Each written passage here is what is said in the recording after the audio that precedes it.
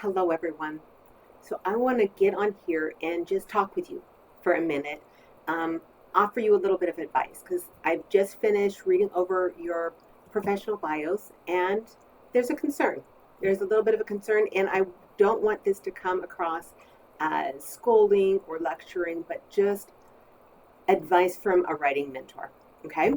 So the whole situation of writing a professional bio is a chance to not just write your resume in narrative form, but it is a chance to kind of construct your professional identity, your voice, your story as a professional, but also convey what unique strengths and abilities and attributes you bring to the table. You want to kind of demonstrate to your audience who you are and let your uniqueness shine through. Okay, that's key. Your unique self, your unique abilities and traits and goals. That is what is going to help you stand out and get noticed and build relationships, right? And so you want your personality to shine through your writing. And that takes practice. That takes a little bit of time. But that's the goal. You want to stand out. All right. So I really wish I could line up probably 70% of the professional bios I received. I wish I could line them up across the screen so you could see them side by side, because about 70% of them were nearly identical. And I'm talking everything except for your personal name and some of the nouns. I'm talking the sentences, the topics of each sentence, the number of sentences in a paragraph. I mean, they were almost identical to the point of being canny. It was crazy. And so, what is the result of that? The result of that is none of them stood out.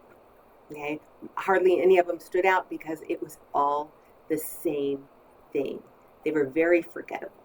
Okay, and so a reader is going to go through that, especially if they're looking for someone or something, someone that they want to connect with, maybe that they want to work with, that they want to hire. Okay, there wasn't anything standing out because it was just like a template.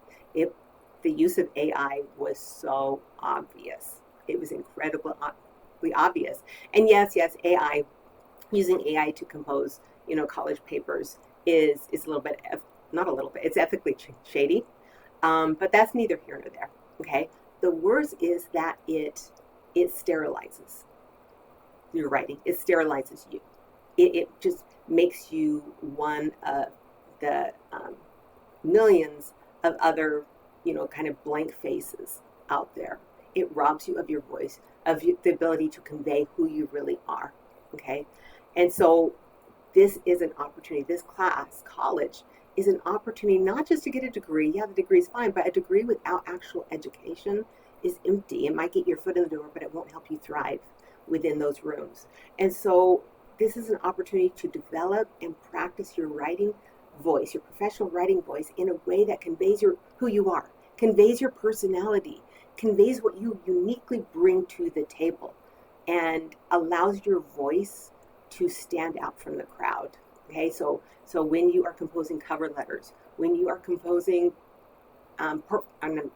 proposals, things where you want to stand out, you want your personality.